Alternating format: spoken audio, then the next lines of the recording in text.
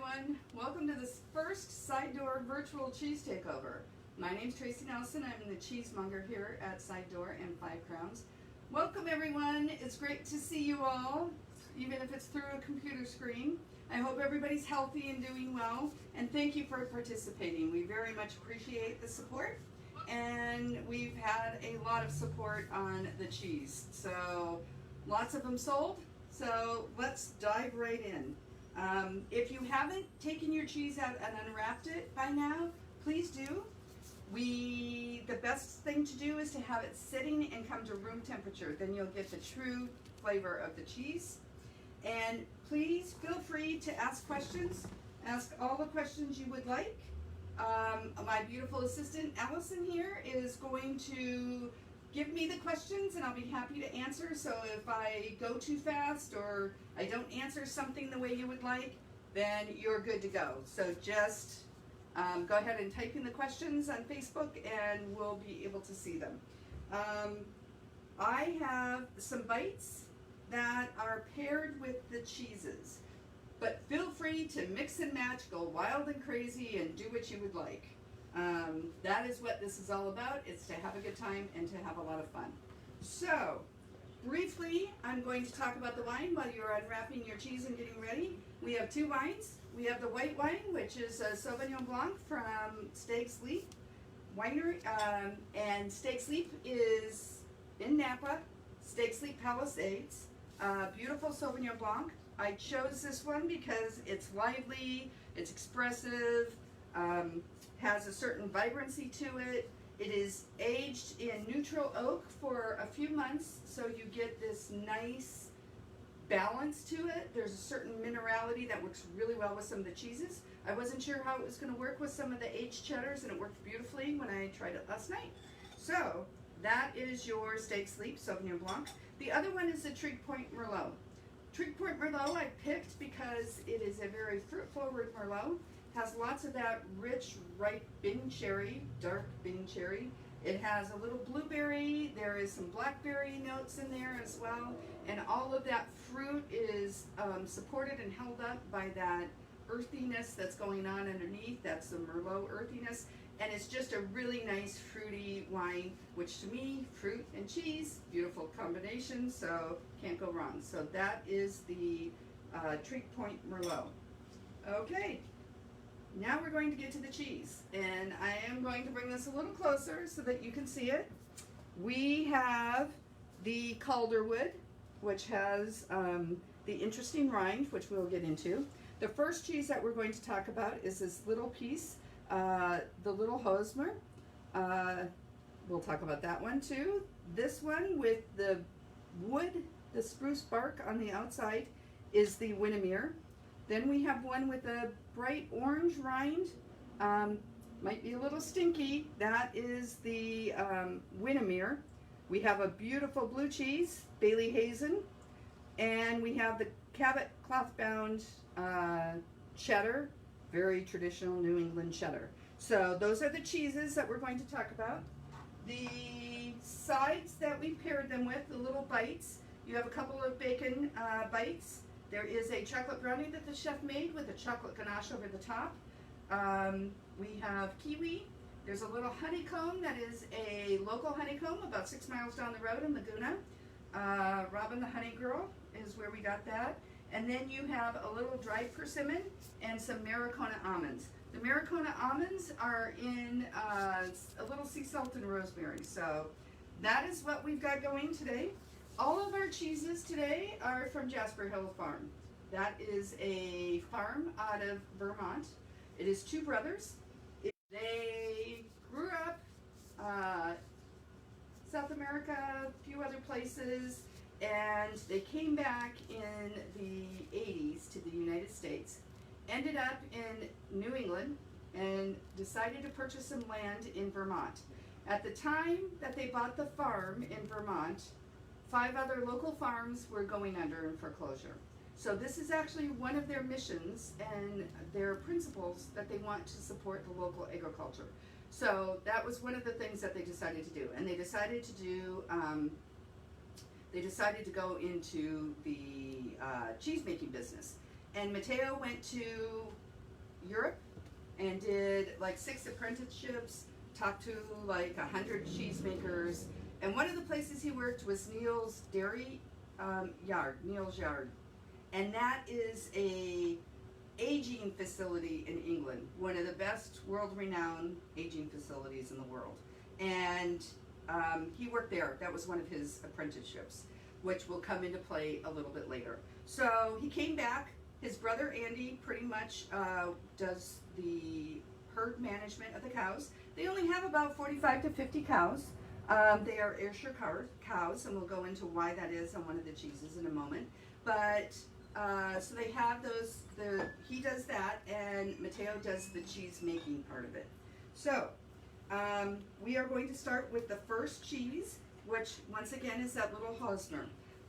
All of these cheeses are place names in that region of Vermont. So Little Hosmer is a lake right next to the Great Hosmer. So Little Hosmer is a place they go canoeing and swimming and fishing after they're done making cheese. So this is an American New World style brie. You have that bloomy rind, and then you have that beautiful pate in the middle with the cream line. Really nice cheese. I paired that one because I got a little nuttiness out of that with that almond. So I just think those two go together so well. The one complements the other. Neither one of them is overpowering the other one. So I think they're great together. You get a little creme fraiche flavor in there when you get as it ripens. Toasted nuts, which is why I think it works so well with the nuts. So that was that pairing. Hope everybody enjoyed that. And like I said, feel free to try it with anything you want. So Matteo learned from the masters. He came back and he started making cheese.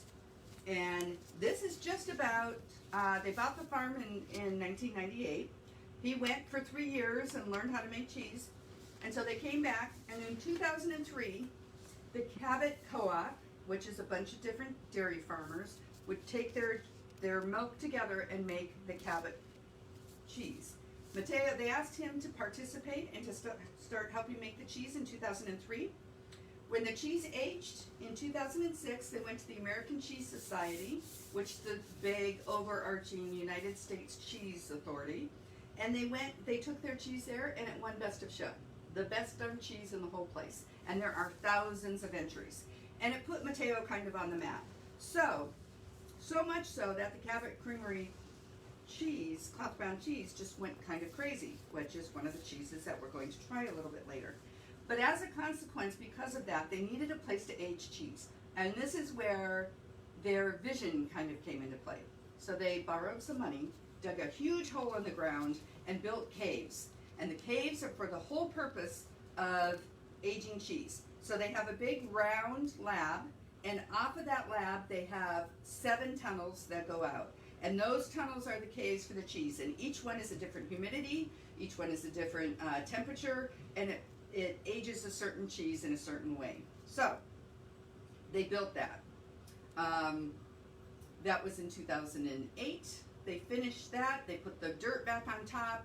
It's 27 feet underground, and that is where they age cheeses. So they are very supportive of new cheesemakers all over the place, and they take these cheeses and they age them for other people. They give them half their money up front and then half the money on sales, which means that all these small independent cheesemakers can actually get some money up front to help keep them going, to continue to make. So that area of Vermont is just doing a beautiful job of growing the next generation of cheesemakers. Which brings us to the next cheese, which is Oma. And Oma is that one with that beautiful orange sunsetty rind. This is the pungent cheese. It is a washed-rind cheese. They tend to be a little bit more pungent than the others. And that cheese is a little meaty in flavor, and it's kind of squidgy. It's like a balloon, kind of, if you roll it. Beautiful flavor to it. The interesting thing about stinky cheeses, the washed-rind cheeses, is that they are stinky on the outside, but when you eat them, they're actually pretty mild.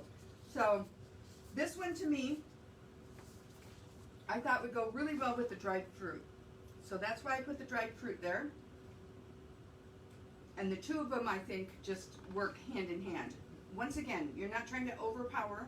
You're trying to enhance both the thing you're pairing with and the cheese as well. And so, to me, that works really well. There's a certain cultured butter, kind of cured meat flavors in that cheese, and I think it works with the dried fruit really, really well. So the interesting thing that I absolutely love about these washed-rind cheeses is that you are washing them with a brine that is deliberately to attract the mold from the region, the fungus from the region, the flora, as they call it, from the region. And as a consequence, you could take that milk, make it exactly the same way in a different location, 400 miles away, and it would come out as a different tasting cheese.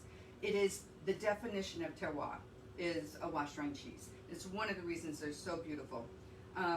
This one is getting a little salty as it gets older too. They're fun cheeses because you can only get them from where they come from, and so they'll be very different cheeses. So this is one of those daring but exciting cheeses. That is the Oma. The Oma, by the way, is one of those cheeses we just talked about, where they take the local cheesemakers. This is made by the Von Trapps, and yes, it's the Von Trapps from Sound of Music. They settled in Vermont, and they became dairy farmers. And this is the grandson or the great-grandson. Sebastian Von Trapp is the cheesemaker, and he ages his cheese in the Jasper Hills Farms cheese caves. So that is one of those local ones we were just talking about. One of the beautiful things about the caves is it allows them to have a distribution arm, because getting the cheese from there to you need to move beyond your local farmer's market and move into the bigger world. And the beautiful part is that Jasper Hills distributes for cheeses all over, and it is a great thing that we have going. So, next cheese that we're going to talk about is the Winnemere. So the Winnemere is the one that has the spruce bark on the outside.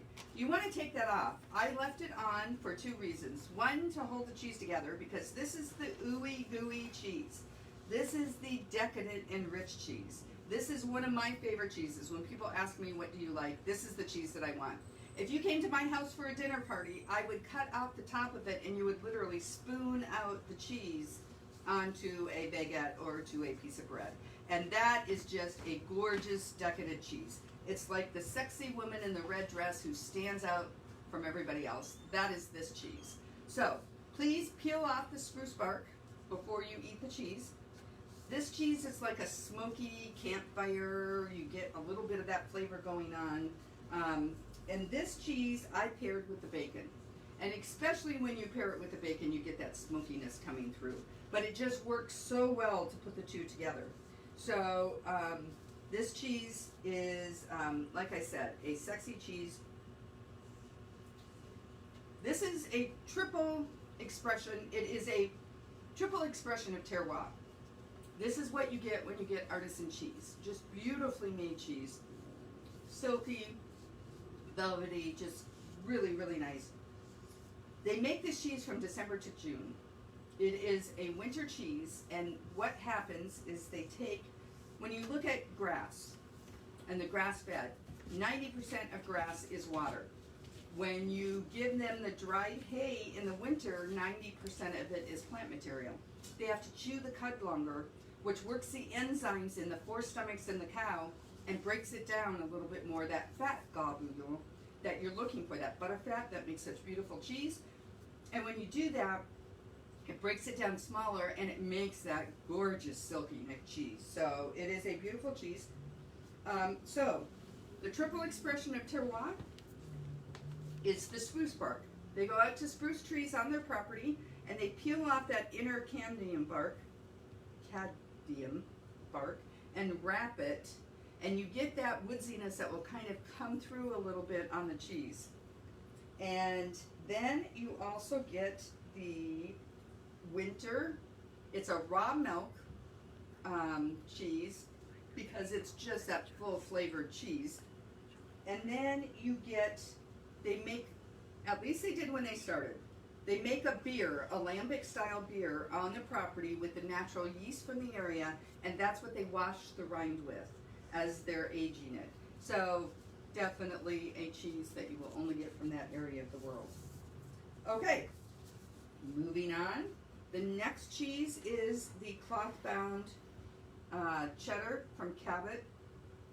This is just a nice crumbly cheddar cheese. Very much, like I said, of the style of a New England cheese. It has that little bit of a tart bite at the beginning, which is a signature style of New England cheese. So you get that sharp little pop at the beginning, that tang, and then it melts and it crumbles and it goes all across your mouth and it just covers your tongue, coats your tongue in all these wonderful flavors. So starts with a little fruitiness, moves into a smoother, rounder, deeper, like hazelnuttiness. I paired this one with the kiwi, and part of the reason I tried the kiwi is because the chef and I were talking, and I was saying this with a green apple would be absolutely beautiful, but we can't do a green apple because it will go brown if we cut it ahead of time and people pick it up the day before. And she said, what about a kiwi? Because you have a pop of acid. So that is why you have kiwi on here. So the two together, they work, but I have to say, when I was playing around with this last night, that cheese with an almond dipped in the honey is beautiful. So, just a gorgeous cheese. So once again, this is that cheddar cloth bound from Cabot. That was the first one that put the Jasper Hills Farms on the map. And because they were selling so much of this cheese, it was so sought after that they were doing this cheese that they built the caves. So the caves and the distribution and being able to get this wonderful cheese all across the country, even though they're 3,000 miles away, is because of this cheese that you just tasted. The next cheese that we are going to talk about is the Calderwood cheddar. So I just have to show you this because I think it's an incredible cheese. So this is what it looks like on the outside. So the cheese, the pate in the middle is that cream colored cheese, very much of a firm, hard cheese. And then you have all of this hay. So this is, Anne is a cheesemonger on the East Coast, out of New York, I believe, out of Brooklyn. And she was talking to Mateo about how great this would be. Now, one of the things that these brothers do is they're incredibly sustainable. They're very much about the future generations. They're very much about this farm being run by a family and being able to make a living. So one of the things that they did is they needed dry hay for the winter. And if you roll up the hay in these big rolls that you see in the countryside pictures, if you take that hay and you just leave it, it's often very wet and it ferments inside. And that will change the chemistry of the cow's stomach. So they wanted to dry the hay first, but drying the hay can take weeks to dry that hay out to the proper moisture content. And when Matteo was in Italy, he was in the Parmesan Reggiano region in Parma, and he saw these people who feed their cows hay, dry hay all the time. And they have these big fans, barns with fans underneath that dry the hay very quickly in like 5-6 hours. And they decided to do this on their farm. So they have something they call the green machine. It is a big building that they take all their waste and they reuse it and they recycle. And they make compost and they clean their water to reuse their water. And one of the things that they did on the side of it is they made this hay drying. So her idea was to take this cheese, wrap it, pack it in the hay, and dry it that way. When you do these hard cheeses, something like the cloth bound, you're wrapping it up and you're keeping the curds together, but you're also kind of encouraging that cheese to dry a little bit more evenly because you have the pressure of the cloth. The hay does the same thing. It's going to absorb some of that moisture and take some of that out. So they rub it with a lard, put that on it, and then age it. And this one is aged for about 6 months to a year. It's just a beautiful cheese. It is super complex. It keeps changing in your mouth as you try it. So that is the one, the big piece, which is also crumbling, the big piece that has the rough edge. This is one of the rinds I wouldn't eat. It is probably one of the most asked questions I get is, do you eat the rinds? And my answer is, yes, I do. And I do because the rinds have all the flavor. So you have lots of flavor and you go into the middle. So a perfect bite is going from the middle of the cheese to the outside of the cheese. But on something like a brie, absolutely eat the rind, you get lots of flavor in it. This is one I would recommend not eating because you're eating dry hay, but it won't hurt. Go ahead and do it. So this is a beautiful cheese. Nutty, complex, a few hints of earth in there, a little caramel, almost like a chestnut honey. Just a beautiful cheese. It's a rich, robust wheel of a Gruyere style cheese. So it's coated in those chopped fibers of that dried hay. Just, there's even a certain fruitiness in there, like an olive-y oilness. Really nice. This is the one that I recommended with the honey. So if you want to try it with the honey, like I said, please feel free to mix and match all over. So, beautiful cheese. Quickly went to my top 10. I've never tried this cheese before we did this takeover, and I just have to say that I think it's a beautiful cheese. The last cheese on the list is a Bayley Hazen. Like I said, they do a lot of name place for where they're at. Bayley Hazen is the road. It was built by George Washington during the Revolutionary War to get from one village to another, and it runs right along the side of their farm. So they named this blue cheese Bayley Hazen. It is one of the most approachable blue cheeses. So for people who don't like blue cheese, this is a really beautiful way to start into really good blue cheeses. It is creamy and crumbly at the same time. It's sweeter than most blues. It's mellower, but it still has a fudginess to it. So it is a beautiful. This one I paired with the chocolate. So, beautiful pairing. Salty, fudgy blue cheese with a little of that dark chocolate. This is my idea of dessert. Great. So,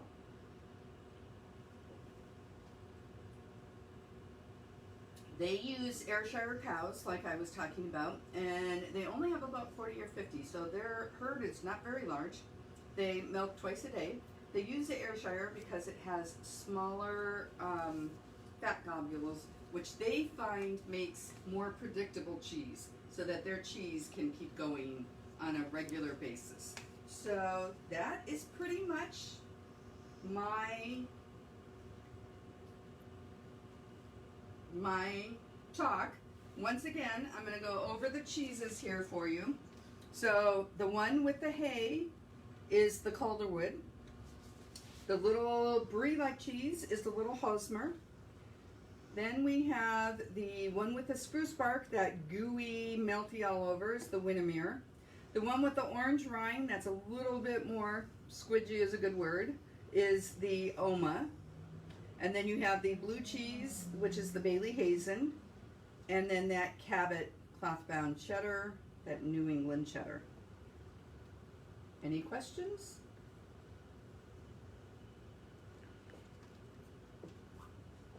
So yes, Tracy, one question from Samantha Wagan. What other cheeses would you pair with chocolate?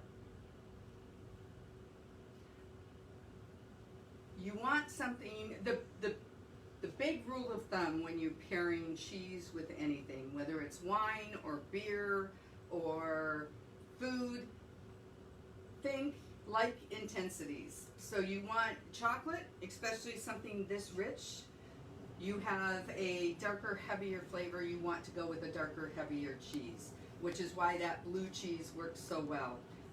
But feel free to try it with the cheddar because, especially at Calderwood, there's a lot going on. It probably will work very well. I just wouldn't pair it with something light and delicate like the Oma, the brie-like cheese.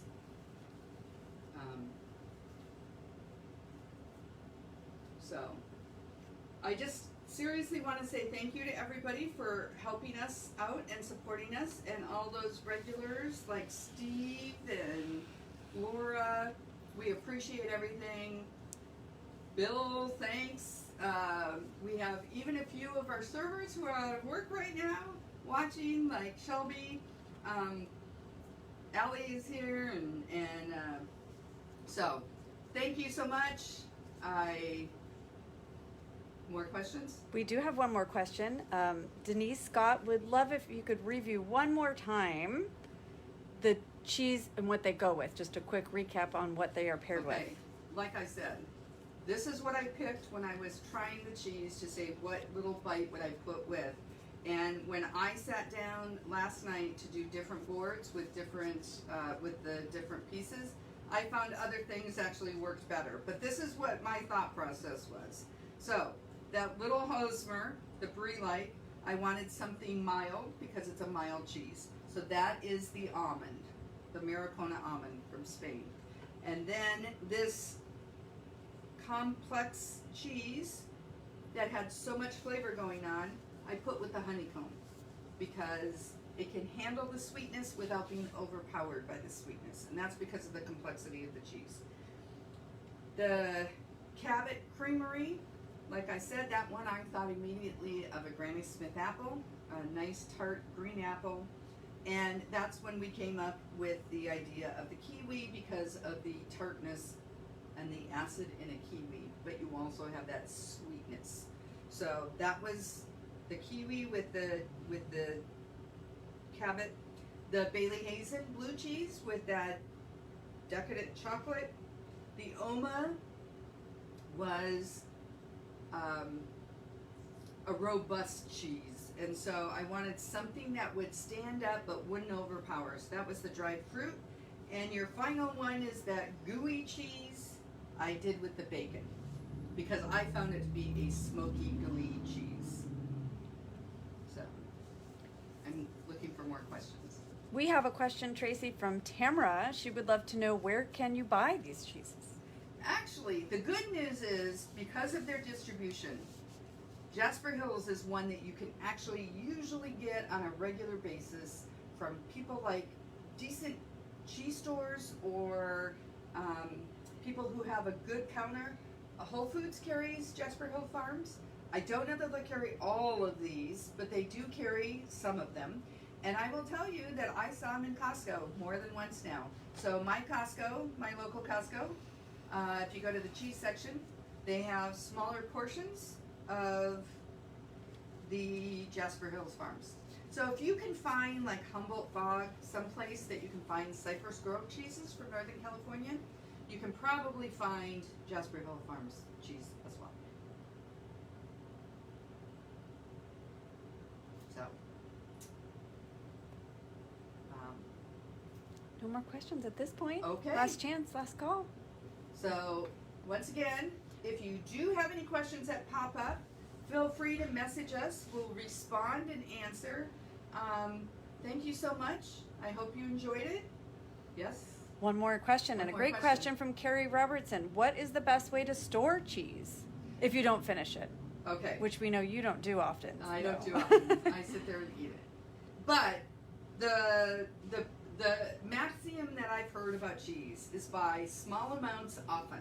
So if you take the cheese, you want to wrap it as well as you can in saran wrap and make sure you don't have any air holes. And then you want to put it in something like a cheese drawer.